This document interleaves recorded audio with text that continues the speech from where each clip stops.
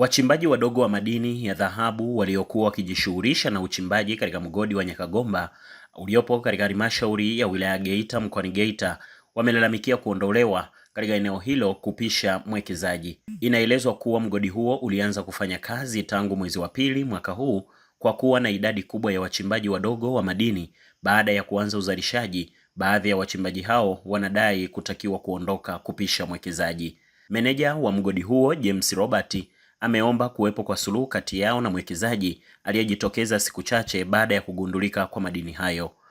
Akiwa anawahutubia wananchi katika mamlaka ya mji mdogo wa Katoro, katibu mwenezi wa CCM Taifa Kenan Kiongosi alipokea malalamiko ya mwananchi akiwa na bango lilokuwa likielezea kuhusiana na changamoto ya wachimbaji hao wa madini, ndipo alimwagiza mkuu wa wilaya Geita Hashim Komba kwenda kutatua changamoto hiyo. Eneo hili wachimbaji wameanza utafiti mwezi wa pili mwanzoni, wakatafiti pale njiani, wakawa wanapata kidogo kidogo, ndio watu wakaja. Lakini leseni tulivyoisearch ni ya tarehe 14 mwezi wa pili. Ina maana ile leseni ni baada ya wachimbaji wale kutafiti, wakawa wamepata dhahabu pale, na tukaendelea kuchimba hapa. Baadaye zikaja ofisi wakajitambulisha kwamba wao ni madini, ni ofisi ya utawala, wakatusimamia mawe yote tulikuwa tunachimba, tukaweka steka na tukawa tunafuata sheria za kichimbaji. Juzi tukaanza kusikia tetesi, ikaja serikali ya kijiji cha Nyakagomba, wakaja hapa kuongea na mwekezaji. Tukaambiwa kuna mwekezaji mpya mwenye leseni amekuja, wale waliokuwepo awali walikuwa ni wezi. Sasa kwa kweli tunashangaa, kama mtu alikuwa ni mwizi wanamruhusu vipi sisi atutoze na huyo mtu aendelee kunufaika? Na leo tumekata 15% katika 100, tunatoa mifuko 15 kwa ajili ya ofisi ambayo ni ya wizi. Na sisi wachimbaji ambao ni watafiti tuliokuwepo, maskini sisi watoto wa Nyakagomba na watoto wa Tanzania, tunaambiwa kwamba tutoe kila kitu chetu. Kuna watu wameuza mali zao, kuna watu wameuza mali za ulisi, kuna watu wameuza mashamba yao kuwekeza hapa, lakini ghafla wanatolewa. Tunaomba serikali, wabunge wetu kama wanasikia, sisi wa Tanzania, hata sisi tuna haki ya kupata rasilimali za Tanzania.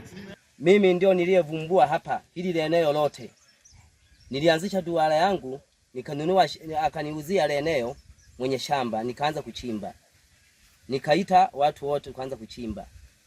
Tumeanza kufanikiwa kuvuna kidogo, hatujatoa hata faida, halafu tumekuja kufukuzwa kwamba kuna leseni la mtu ambao walikuwepo, wakaambiwa kwamba amevamia, sio leseni lao. Wakaja mtu mwingine, tukaja kufukuzwa.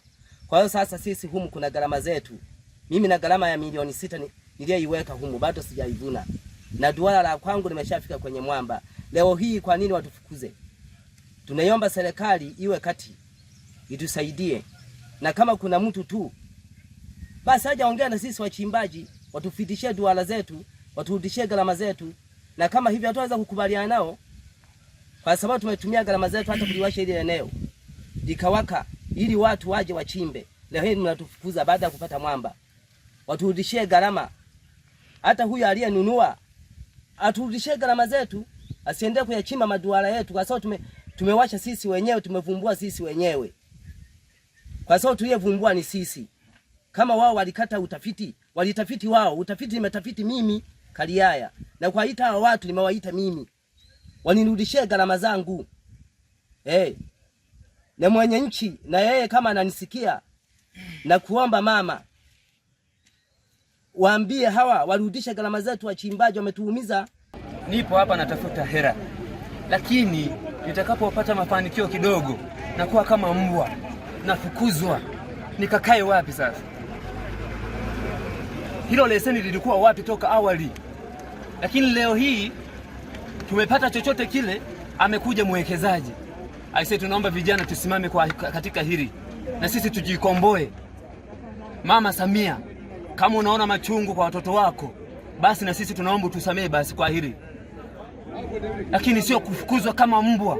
Tumekuwa watanga, yani wa kutangatanga. Kwani sisi ni wakimbizi? Sisi ni Watanzania, tuna haki ya kuongea, lakini sio tunapojaribu kuongea anakuja mtu anatukandamiza tu. Hilo hatutaki. Toka juzi huu taharuki imekuja, lakini ilipokuja hii taharuki jana tukawa kama vile hatujaelewana, lakini jana zikashushwa nini? Fidi zenye kofia nyekundu zile, sawa. Lakini mpaka sasa hivi hapa tulipo tumesimama na mawe yetu tumeuza kwa hasara kwa sababu ya taharuki kama hili. Saidia wananchi wa Nyakagomba mgodini wanalalamika kuondolewa kwenye maeneo ya kuchimba dhahabu huko Nyakagomba. Kwa hiyo maeneo hayo mabango 5 ni Nyakagomba, lakini moja inasema Matias Kihinga analalamika kunyang'anywa shamba la ekari 10 na ng'ombe 5 na mtu anayeitwa Emmanuel Magulugalimi.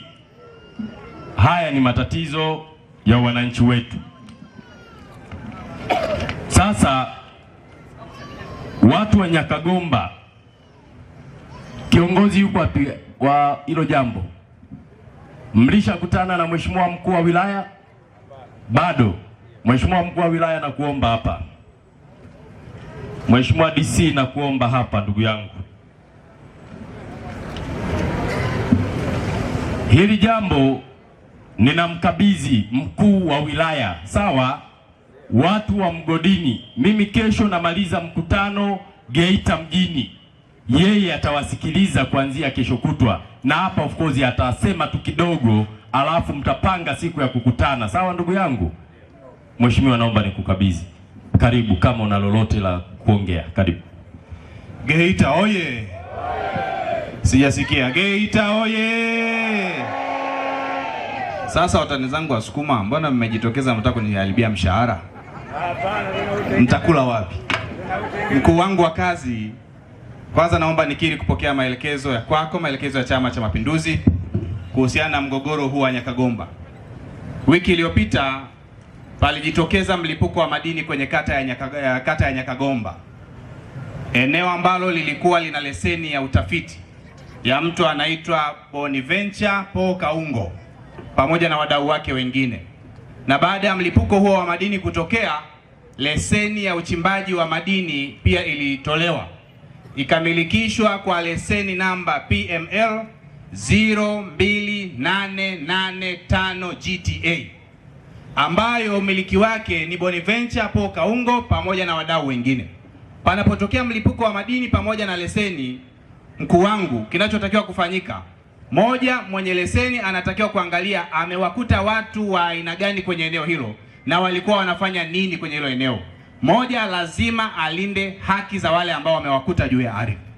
Na tayari watu wa Nyakagomba walikuwa wameshazalisha mifuko. Kwa hiyo ilikuwa ni haki yao waondoke na kile ambacho kimezalishwa chote katika ile ardhi, ili waweze kumwachia mwenye leseni aendelee na haki za leseni yake. Jambo la pili, kwa wale ambao ni wamiliki wa ardhi, haki yao ni kuweza kulipwa fidia kwa mujibu wa sheria kabla ya huyu mwenye leseni hajaanza zoezi la uchimbaji. Na kwa maelekezo ya Chama cha Mapinduzi ambayo wamenipa hapa, ni kuahidi ndugu mwenezi, siku ya Jumanne nitakwenda Nyakagomba, nitakwenda na watu wa Tume ya Madini, nitakwenda na mmiliki wa leseni na wale waliokuwa wanachimba na wamiliki wa mashamba, ili tukatafsiri haki ya kila mmoja, ili kila mmoja aweze kupata haki yake.